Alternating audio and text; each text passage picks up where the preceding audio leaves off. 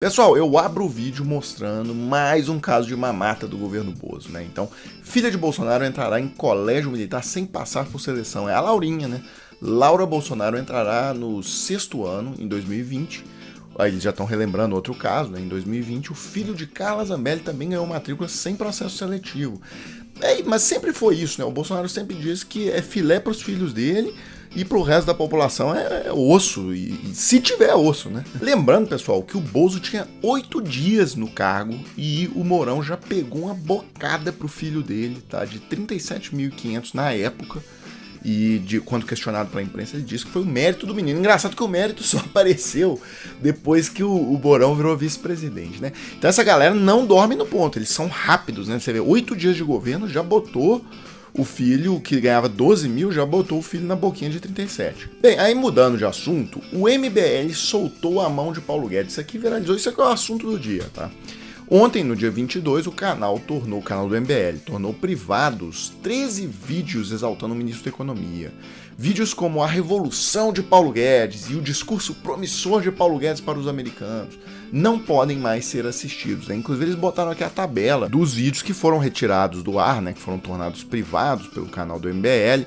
Então você vê ali, Paulo Guedes detona deputado socialista e defende fim de privilégio.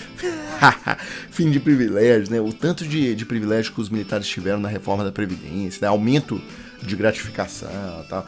Olha, eu nem vou... Vocês estão vendo aí os nomes dos vídeos, né? Todos exaltando o Paulo Guedes e tal. E agora eles querem pular fora do barco. Aí já resgataram um vídeo do caminhão do MBL, lá eles exaltando o Paulo Guedes na época das eleições. Com o PT eles ganham dinheiro. E eu estive com Paulo Guedes, nosso futuro ministro da Fazenda. E sabe o que o Paulo Guedes vai fazer? Vai acabar com o oligopólio, vai ter um monte de banco com concorrência. Vai ter juros baixos pra caralho. O Itaú, que tem uma fundação aqui, nessa avenida, que fica ensinando putaria pra criança, a fundação do Itaú vai ter que passar fininho, porque vai ter um monte de banco americano, vai ter banco francês, vai ter a porra toda concorrendo com ele, e ele não vai foder vocês com juros gigantescos. E aqui, pessoal, além do ridículo aí, né, mas prestem atenção no detalhe, porque o importante é o detalhe, ó. Mercado, isso aqui é de hoje, tá? Dia 23 de outubro. Mercado, no Estadão, falando, ó, mercado vê juros de até 11% no ano que vem, Selic. E maior risco de estagflação, né? Que é estagnação econômica, crescimento zero e inflação alta em 2022, após o drible no teto de gastos. Nós vamos falar um pouco sobre o teto de gastos, mas eu queria destacar isso aqui para vocês, que então o juro no ano que vem, a Selic, vai estar 11%, só que o Bozo recebeu o país com um juro de 6,5%, né? O Temer passou o país para o Bozo com a Selic em 6,5%. Então, o Bozo vai entregar um país com juros quase o dobro do que ele recebeu do Temer. Isso mostra o quanto ele é incompetente, né? O mal que ele fez pro país. Agora, falando sobre o teto de gastos, tá? O teto de gastos precisava ser reformado. O teto já estava todo furado e etc. Agora, tem uma coisa, o Brasil, com o teto de gastos, como as despesas totais do governo estavam travadas pela inflação do ano anterior, o governo tem despesas obrigatórias, que ele não escolhe pagar ou não, ele tem que pagar. Por exemplo, a maior delas, a maior despesa do governo federal é com a Previdência Social, né? É com as aposentadorias, principalmente. A despesa com a aposentadoria, mesmo com a reforma da Previdência, ela sobe muito acima da inflação todos os anos, por causa do envelhecimento da população e etc. Então, o que aconteceu? O que já era previsto que ia acontecer, que o governo ele ia espremer as despesas que eles chamam de discricionárias, né, as despesas que ele pode cortar, para poder pagar as despesas que ele não pode cortar, né, que ele não tem, que por exemplo a Previdência é a maior aposentadoria, como é o caso, por exemplo, das despesas com a Previdência Social, com as aposentadorias. Então o que era o óbvio, e já isso foi falado na época que fizeram o teto dos gastos, né, que o primeiro que ia sofrer, né, a primeira rubrica do governo que ia sofrer era dos investimentos, né, porque é uma área que o governo pode cortar, e o governo foi cortando, e nós chegamos a essa situação esdrúxula, tá, de um país que não investe mais em obra, que não faz obra. Só para se ter uma ideia do nível de insanidade que esse teto dos gastos nos levou, porque isso aqui era previsível, tá? O investimento público do Brasil de 0,7% do PIB em infraestrutura, ele só é maior do que o Haiti. nas Américas, que é um país que nem existe, assim, ele tá destruído, né, por guerra civil, gangues e tal. Então, assim, foi tentado no Brasil um experimento único na história do planeta Terra de um país tentar crescer, se desenvolver, sem ter investimento em infraestrutura, tá? E deu errado. Se você pegar ali, o teto foi aprovado em 2016, então, se você pegar 2017, 2018 e 2019, o Brasil cresceu 1% ao ano, né? Um e pouquinho, ou seja, não teve crescimento.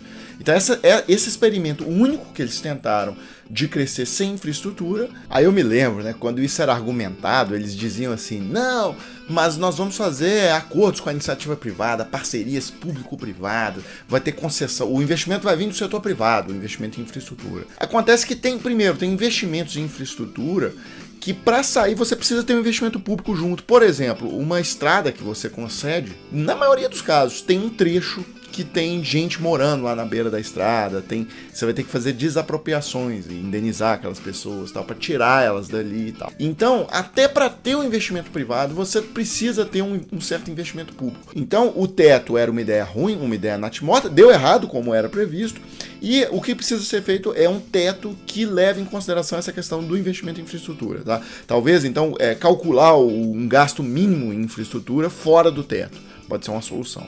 Mas enfim, seguindo aqui, o O Globo hoje é o último tema do vídeo, né? O O Globo hoje mostrou, tá, os bastidores da reunião em que o Paulo Guedes foi fritado pro Bolsonaro, né? Então tem uma reportagem do Lauro Jardim e também tem a reportagem da Malu Gaspar falando sobre o mesmo assunto. Eu vou mostrar a da Malu Gaspar porque tá um pouco mais completa, tá? Então ela explica que a ofensiva para convencer o Bolsonaro, tá, de que o teto dos gastos tinha que ser jogado fora, tinha que ser atropelado, começou na sexta-feira passada, 15 de outubro, tá? Então teve uma reunião ministerial com todo mundo e isso foi feito nas costas do Paulo Guedes. Porque o Paulo Guedes estava lá no FMI, nos Estados Unidos, num evento. Então reuniu ali, e principalmente quem são os articuladores? Ciro Nogueira, Onyx Lorenzoni e o Fábio Farias. E basicamente o que eles falaram para o Bolsonaro nessa reunião? Ô meu caro, eles passaram uma apresentação de slides mostrando a questão da fome no Brasil. Né, 17 milhões de pessoas passando fome e tal, e mostraram as fotos, os vídeos para o Bolsonaro.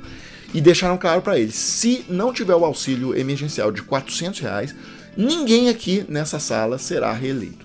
O Bolsonaro ficou chocado com aquilo e autorizou, falou, não, eu vou conversar com o Paulo Guedes para ter a solução aí, para liberar esse auxílio. Aí, não havia nenhum representante do Ministério da Economia na reunião, mas aliados de Guedes logo o avisaram do que estava em curso no Palácio, chamando a apresentação de Fábio Faria de show da fome. Então, o Guedes identificou ali essa reunião como um processo de fritura movido, tá, pelo pessoal Onyx e etc. A reportagem é enorme, tá, porque eles detalham aqui como que esse gabinete formado pelo Onyx, pelo Ciro Nogueira e pelo Fábio Faria começaram a ventilar na imprensa que a demissão do Guedes era iminente. E aí, enfim, baixaria guerra interna dentro do governo, porque o Guedes queria o auxílio de R$300 dentro do teto. E o trio aí que eu citei, do Onyx e tal, querem furar o teto em mais de 100 bilhões, tá? Porque não é só o auxílio de R$400, não, para 17 milhões de pessoas. Tem ainda o tal do auxílio caminhoneiro, que são mais 14 bilhões. Tem um tal de Vale Gás, também que tá na roda. E mais 30 bilhões de emendas parlamentares, aquela emenda clandestina lá, esquisita que o Arthur Lira comanda, tal, para compra de deputados. Então, isso tudo é um pacotaço de quase 100 bilhões extra-teto. E aí, enfim, quem tiver interesse pode ler lá na Malu Gaspar no O Globo, todos esses bastidores. E é isso então, pessoal, eu volto mais tarde com mais um vídeo.